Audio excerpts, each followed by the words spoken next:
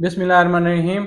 Dear students, उम्मीद है आप सब लोग खैरियत से होंगे। स्टूडेंट्स, आज की इस वीडियो में हम physics class 12 chapter number 21 quantum physics की असाइनमेंट क्वेश्चन सोल्व करने जा रहे हैं। असाइनमेंट नंबर 21.1 है, what will be the photon energy for wavelength of 5000 angstrom if the energy of a photon corresponding to a wavelength of 7000 angstrom is 4.23 into 10 power minus 19 joule। अगर एक photon की energy 7000 angstrom की wavelength के लिए 4.23 into 10 power minus 19 joule है, तो बताएं photon की एनर्जी 5000 एंगस्ट्रॉम की वेवलेंथ के लिए क्या होगी। चूंकि दो वेवलेंथ और दो एनर्जीज की बात हो रही है, तो एक दूसरे से डिस्टिंग्विश करने के लिए हम सबस्क्रिप्ट 1 2 यूज कर लेंगे। लैम्डा 1 5000 एंगस्ट्रॉम है, 1 एंगस्ट्रॉम 10 पावर माइनस 10 मीटर की इक्वल होता है, लिहाजा लैम्डा 1 आ गया 5000 इंटू 10 पावर माइनस 10 मीटर। जबकि लैम्डा 2 वेवलेंथ 7000 एंगस्ट्रॉम है, जब इसे मीटर में कन्वर्ट करेंगे तो लैम्डा 2 मीटर में आ जाएगा 7000 इंटू 10 पावर माइनस 10 मीटर। अब E2 एनर्जी हमें गिवन है 4.23 into 10 power minus 19 joule. E2 energy वो एनर्जी है जो वेवलेंथ लैम्डा 2 के कोरस्पॉन्डिंग है, तो लैम्डा 1 के कोरस्पॉन्डिंग जो एनर्जी होगी वो E1 होगी, और वो हमने कैलकुलेट करनी है। तो यहाँ सिंपल एनर्जी कैलकुलेट करने का जो हम फार्मूला यूज करेंगे वो है E equal to H C over lambda. ये फोटॉन की एनर्जी कैलकुलेट करने का फार्मूला होता है, E equal to H C over lambda. चूंकि दो एनर्जीज हैं तो इन दोनों की हम रेशो कर लेते हैं, E1 divide by E2। Energy E1 किसके इक्वल है, H C divide by lambda 1, क्योंकि एच सी तो कांस्टेंट है। डिफरेंस कहाँ है, वहां वेवलेंथ में, क्योंकि वेवलेंथ डिफरेंट है। वेवलेंथ डिफरेंट है तो उसकी कोरस्पॉन्डिंग एनर्जी जो है वो डिफरेंट है।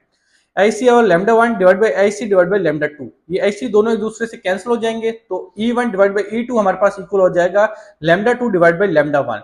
चूंकि एनर्जी E2 हमें नाउन है, हमने एनर्जी E1 कैलकुलेट करनी है, तो यहां से E1 एनर्जी इक्वल आ जाएगी E2 divide into lambda 2 divide by lambda 1।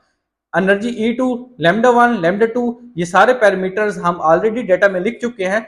जब आप इनकी वैल्यूज यहाँ फार्मूला में पुट करेंगे, सोल्व करेंगे, तो एनर्जी E1 हमारे पास आ जाएगी 5.92 इंटू 10 पावर माइनस 19 जूल। और ये एनर्जी किस वेवलेंथ की कोरस्पॉन्डिंग आ रही है, ये लैम्डा 1 की कोरस्पॉन्डिंग एनर्जी आ रही है। असाइनमेंट 21.2 है, radiation of wavelength 3000 angstrom falls on a photoelectric surface for which work function is 1.6 eV। What is the stopping potential for emitted electron. एक रेडिएशन जिसकी वेवलेंथ 3000 एंगस्ट्रॉम है, वो एक फोटो इलेक्ट्रिक सरफेस जिसका work function 1.6 electron volt है उसके ऊपर fall कर रही है। हमने एमिटेड इलेक्ट्रॉन के लिए stopping potential V not calculate करनी है। सबसे पहले डाटा लिख लेते हैं।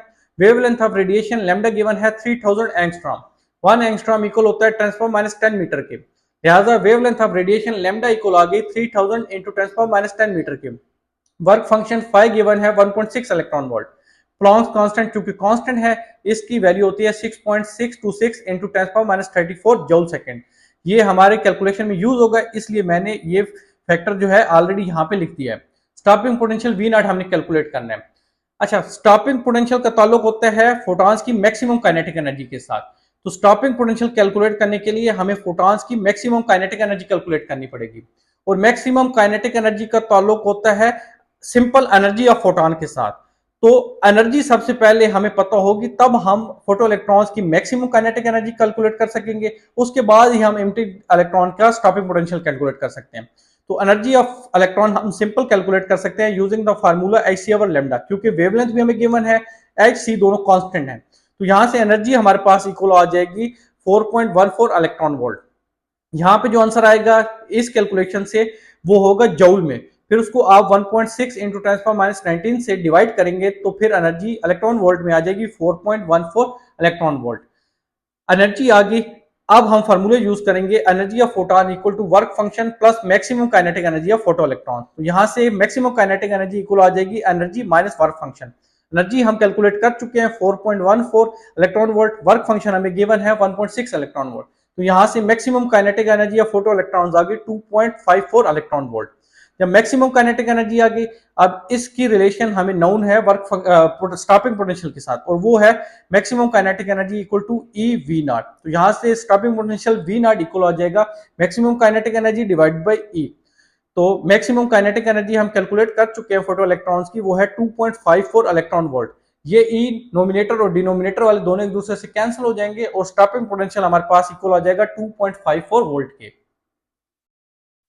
असाइनमेंट नंबर 21.3 है an X-ray of 71 picometer is incident on a target. What is the smallest shift that can be expected at 60 degree? Find the wavelength of the scattered X-ray. 71 picometer wavelength की x-ray को target के ऊपर incident किया जा रहा है, तो 60 degree angle पर जो स्मॉलेस्ट शिफ्ट पॉसिबल है, एक्सपेक्टेड है, उसको हमने कैलकुलेट करना है। फर्दर मोर हमने स्कैटर्ड एक्सरे की वेवलेंथ कैलकुलेट करनी है। सबसे पहले डाटा लिख लेते हैं। इंसिडेंट वेवलेंथ लैम्डा गिवन है 71 पिकोमीटर। 1 पिकोमीटर 10⁻12 मीटर के इक्वल होता है, तो यहां से इंसिडेंट वेवलेंथ लैम्डा हमारे पास इक्वल आ गई 71 into 10⁻12 metre. Scattering angle theta हमारे पास है 60 डिग्री। प्लांक्स कांस्टेंट और स्पीड ऑफ लाइट इन कांस्टेंट की वैल्यूज हमें नोन है, वो यहां पे लिख दी। अब कॉम्पटन शिफ्ट जो कि चेंज इन वेवलेंथ है, उसको कैलकुलेट करने का फार्मूला होता है delta lambda equal to H divide by M naught C into 1 minus cos theta. तो यहां से Compton shift delta lambda equal आ जाएगी, एच प्लांक्स कांस्टेंट है, M naught rest mass of electron है, सी स्पीड ऑफ लाइट है। इन सब constants की वैल्यूज हमें पता है, वो यहाँ पे फार्मूला में पुट कर दी, और थीटा भी हमें गिवन है 60 डिग्री। तो जब आप ये सोल्व करेंगे तो कॉम्पटन शिफ्ट डेल्टा लैम्डा हमारे पास आ जाएगी 1.213 इंटू 10⁻12 मीटर। कॉम्पटन शिफ्ट चूंकि चेंज इन वेवलेंथ है, इसको हम लिख सकते हैं lambda prime minus lambda. Lambda incident wavelength है, जबकि लैम्डा प्राइम ये वेवलेंथ ऑफ स्कैटर्ड एक्सरे है, और ये हमें कैलकुलेट करनी है। तो यहां से लैम्डा प्राइम इक्वल आ जाएगा delta lambda plus lambda. Delta lambda हम कैलकुलेट कर चुके हैं, लैम्डा इंसिडेंट वेवलेंथ हमें गिवन है, तो यहां से हमारे पास स्कैटर्ड एक्सरे की वेवलेंथ आ जाएगी 72.213 इंटू 10⁻12 मीटर, जो कि 1 पिकोमीटर की इक्वल होता है। तो यहां से लैम्डा प्राइम हमारे पास आ गया 72.213 पिकोमीटर। असाइनमेंट 21.4 है the speed of rifle bullet is 1500 metre per second. If it's mass is 20 gram, then find the de Broglie wavelength associated with it. Is this wavelength observable? Give reason. हमने de Broglie wavelength calculate करनी है और ये बताना है आया कि ये वेवलेंथ ऑब्जर्वेबल है या नहीं है, अलोंग विद रीजन। सबसे पहले डाटा लिख लेते हैं। Speed of bullet v given है 1500 metre per second. Mass of bullet m given है 20 ग्राम। चूंकि ऐसे यूनिट किलोग्राम होती है, तो ग्राम को किलोग्राम में कन्वर्ट करने के लिए आप 1000 पे डिवाइड कर दें। Further more Planck's constant h, इसकी वैल्यू होती है 6.626 इंटू 10⁻34 जूल सेकेंड। हमने de Broglie wavelength lambda calculate करना है। Lambda de Broglie wavelength calculate करने का फार्मूला होता है h divide by p। p चूंकि मोमेंटम होता है और वो product of mass and velocity होता है, लिहाजा लैम्डा इक्वल है h divide by mv। h Planck's constant है, m मास ऑफ बुलेट है, v वेलोसिटी ऑफ बुलेट है। ये सारे पैरामीटर्स हमें नोन है, इनको यहाँ फार्मूला में पुट कर दें। जब सोल्व करेंगे तो डी ब्रोगली वेवलेंथ हमारे पास इक्वल आ जाएगी 2.21 इंटू 10⁻35 मीटर के। तो अब इस न्यूमेरिकल का जो सेकंड पार्ट है उसको हम आंसर कर लेते हैं। Is this wavelength observable? तो इसका आंसर है no, wavelength is too small to be detected. क्योंकि ये वेवलेंथ बहुत ज्यादा स्मॉल है, लिहाजा ये डिटेक्टेबल नहीं है। Quantum effects are only significant for microscopic particles. Assignment 21.5 है let's consider a ball with a mass of 0.1 kilogram moving at a speed of 30 metre per second. Imagine करें 0.1 किलोग्राम का मास 30 मीटर पर सेकंड की velocity के साथ move कर रहा है। The uncertainty in its momentum is, और इसके मोमेंटम में जो अनसर्टिनिटी है वो उसने हमें बता दी है, और उसने हमें ये कहा है कि पोजीशन में अनसर्टिनिटी जो है वो कैलकुलेट कर ले। सबसे पहले डाटा लिख लेते हैं। बॉल का मास गिवन है 0.1 kg। Speed of ball v given है 30 मीटर पर सेकेंड। मोमेंटम में अनसर्टिनिटी डेल्टा p गिवन है, उसकी वैल्यू यहाँ पे लिख दी है। तो जब इसको हम थोड़ा सोल्व करके लिखते हैं तो ये आ जाता है 3 into 10⁻⁻6 kilogram metre per second. Further more Planck's constant की वैल्यू गिवन है 6.626 into 10⁻34 joule second. Uncertainty in position delta x हमने कैलकुलेट करनी है। अब ये देखें यहाँ पे डेल्टा पी जो अनसर्टिनिटी इन मोमेंटम हमने लिखी है, ये गिवन है 0.000001 पी। अब पी जो है वो एक्चुअल मोमेंटम है, और ये इक्वल होता है product of mass and velocity के।